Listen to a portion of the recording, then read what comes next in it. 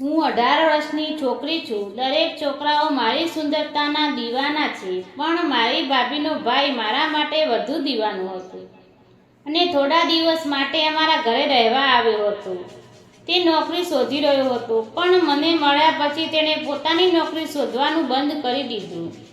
ભાભીનો ભાઈ ત્રીજા માળે રહે છે. મારા ભાઈએ તેને ત્યાં શિફ્ટ કર્યો હતો. મારી ભાભીએ કહ્યું, કવિતા, અમિતને ખાવાનું આપી આવ. હા ભાભી, આટલું કહીને હું ઉપર ગઈ. મને અમિતના રૂમમાં જમવામાં ડર લાગતો હતો, કારણ કે તે મને એકલા મળવાનું કહેતો અને હું તેની માગણી પૂર્ણ કરી શકતી નહીં.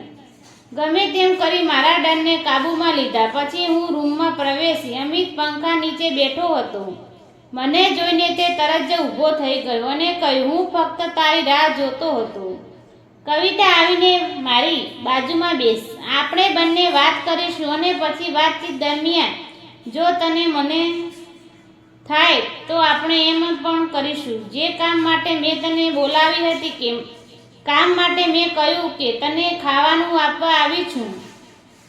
શાંતિથી ખાઓ. મેં મારા હાથમાં રાખેલો ખોરાક ટેબલ પર મૂક્યો અને કડક અવાજમાં કહીને હું ત્યાંથી જવા લાગી. ત્યારે તેને મારો હાથ પકડી તેની નજીક જોરથી ખીંચવા લાગ્યો અને પછી મને ખેંચીને તેની બાજુમાં બેસાડી અને પછી તે બોલ્યો, કૃપા કરીને કોઈ દિવસ તો મને સમર્પિત કરો. હું તમને મેળવવા માટે ઝાંખું છું. મેં કહ્યું, મને છોડી દો. મેં ખૂબ જ મુશ્કેલીથી તેને પકડમાંથી પોતાની જાતને છોડાવી અને મારા રૂમમાં દોડી ગઈ અને અમિત વિશે વિચારવા લાગી. એટલામાં મારી ભાભી મારી પાસે આવી અને કહ્યું, શું થયું કવિતા, તું કેમ ચિંતિત લાગે છે?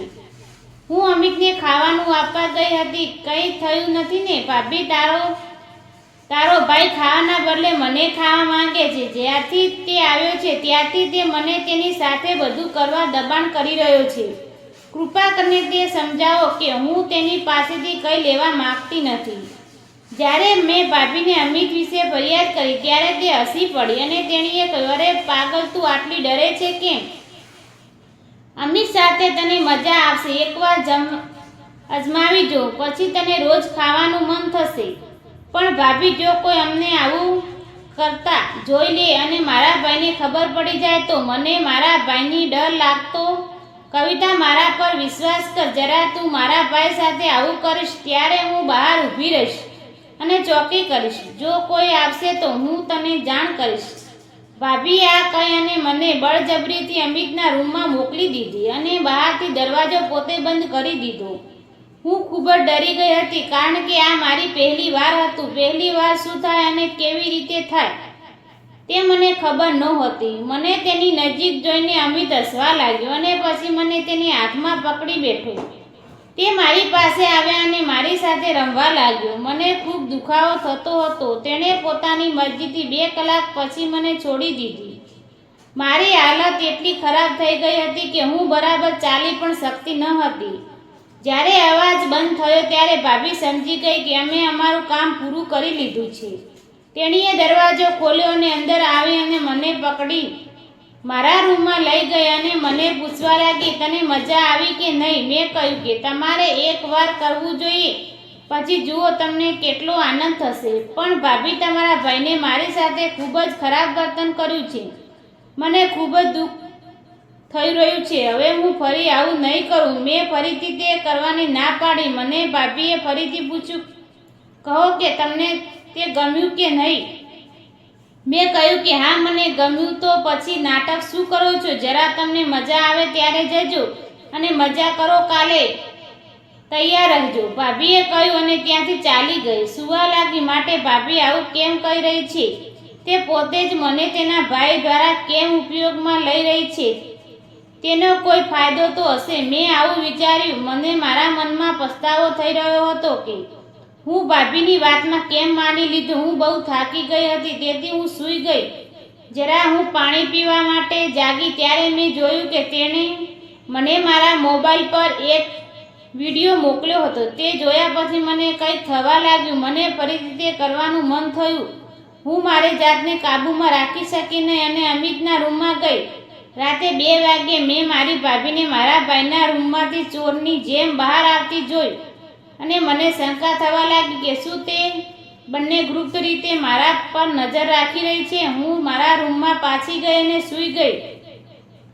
મારા ભાઈ સવારે 7 વાગે ઓફિસે જતા રહ્યા અને રાતે 10 વાગ્યે પાછો આવતો। હું સવારે ઉઠીને ભાભીને પૂછ્યું કે શું તમે રાતે અમિતના રૂમમાં ગયા હતા? તેણે ખોટું બોલ્યું અને કહ્યું કે ના, તે ગઈ નહોતી। મને ખાતરી હતી કે તેમની વચ્ચે કંઈ ચાલી રહ્યું છે। આ બધી વાત ભૂલી જા। મને કહે કે તું રાતે કરીશ કે દિવસે કર, ગરમીમાં તને બધું પરસેવા થશે। ભાભીએ વિશેષ બદલાયો અને તે મને આવું પૂછવા લાગી કે હું તેના ભાઈ સાથે ક્યારે આવું કરીશ। તમારા ભાઈને રાતે વિડીયો મોકલ્યો હતો, તેથી મને ઉચ્ચેતનો આવી ગઈ। મેં શરમાઈને કહ્યું। પછી તે હસી પડી અને તેણીએ કહ્યું ઠીક છે, તું તારા રૂમમાં જા, હું તને મોકલીશ। તે આજે તારા રૂમમાં આવશે। હું મારા રૂમમાં ગઈ। થોડી વાર પછી અમિત પણ આવ્યો। પછી અમારા બંને વચ્ચે વાત શરૂ થવાની હતી। જ્યારે મેં તેને પૂછ્યું કે તે ફક્ત મારી સાથે જ આવું કેમ કરે છે, બીજા છોકરીઓ સાથે પણ કેમ નથી કરતો, ત્યારે તેણે કહ્યું કે મને તમારા કંઈક ખાસ દેખાય છે, એટલા માટે તમારી પાછળની બાજુ મોટી છે। મને તે ખૂબ જ ગમે છે, તેથી જ હું તે કરવા માટે ઉત્સુક છું। મેં તે દિવસે પાછળની બાજુ પર કામ કર્યું નહોતું। આજે આપણે પાછળની બાજુ પણ પૂર્ણ કરીશું।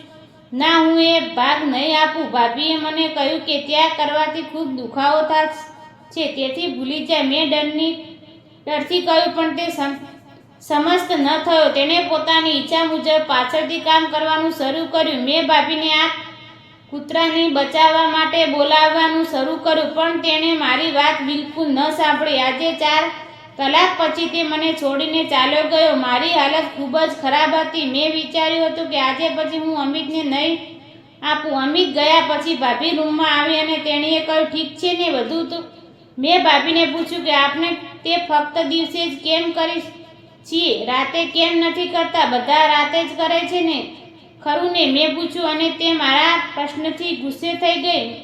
મેં ફરીથી કહ્યું, મને લાગે છે કે જો તમે બીજા કોઈ સાથે કરો છો તો આવું કંઈ નથી।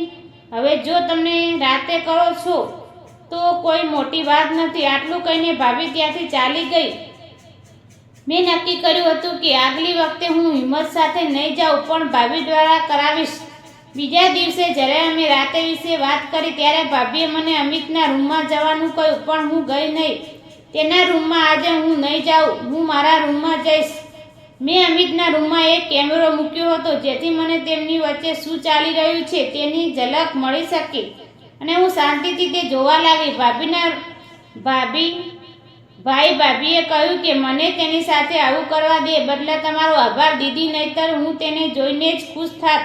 મારા ભાઈ કવિતા સાથે ગમે તેટલું કરી શકે છે, પણ પ્રાર્થના કરો કે મારા પતિને આ વિશે ખબર ન પડે, નહીતર આપણે બંને પર કોઈ દયા નહીં ખાય। કવિતાનો ઉપયોગ કર્યા પછી તેને તમારા રસ્તા પરથી દૂર કરો, જેથી કોઈને શંકા ન થાય। તે બંને વચ્ચેની વાતચીત સાંભળીને મારી આંખો ભીની થઈ ગઈ, પણ હું તે સમય ચૂપ રહી। મારા મોબાઈલ લીધે પછી મેં તે રેકોર્ડિંગ ભાઈ અને બહેન બંનેનું સાંભળ્યું। મારી ભાભીએ મારા પગ પકડી રાખ્યા અને તેણીએ કહ્યું કે તે તારા ભાઈને કંઈ ન કહે, નહીતર તે આપણા બંનેની મારી નાખશે। હું તારા લગ્ન અમિત સાથે કરાવીશ, પણ તું આ સત્ય કોઈને ના કહે। મારી ભાભી ખૂબ ડરી ગઈ હતી। પોતાના જીવ બચાવવા માટે તેણે મારા લગ્ન તેના ભાઈ સાથે કરાવી દીધા। જો મેં મારી બુદ્ધિનો ઉપયોગ ન કર્યો હોત તો હું તે ભાઈ બહેનને હાથે બરબાદ થઈ ગોત, અને કારણ કે અમિત મને પ્રેમની જાળમાં ફસાવીને મારા ઘેર ઉપયોગ કરવાનો હતો, હવે હું અમિતની પત્ની બનીને હું તેના ઘણા બધા પાઠ શીખવી રહી છું। તો મિત્રો, તમે અમારી ચેનલ પર નવા છો તો અમારી ચેનલને સબસ્ક્રાઈબ કરો, જેથી કરીને આવનારી તમામ વિડીયો તમને જોવા મળે। ધન્યવાદ।